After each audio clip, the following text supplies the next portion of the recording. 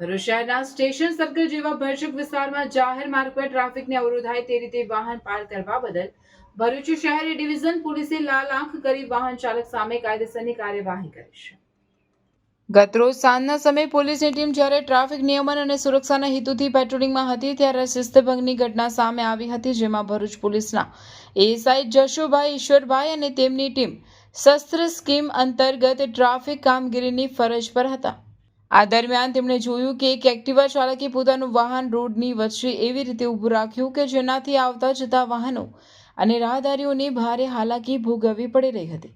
Police તપાસમાં જાણવા મળ્યું હતું કે રાહુલ બંસલ રહેવાસી મક્તમપુર ભરૂચે પોતાનું એક્ટિવા જેનો નંબર 23BH6772F છે તેને જાહેર માર્ગ પર બિનજવાબદાર રીતે પાર્ક કર્યું હતું.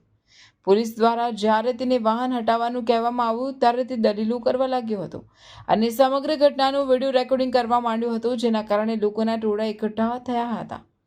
આ મામલે ભરૂચ શહેર એ ડિવિઝન પોલીસ સ્ટેશનમાં તેની વિરુદ્ધ ભારતીય ન્યાય સંહિતાની કલમ 285 મુજબ ગુનો નોંધવામાં આવ્યો છે.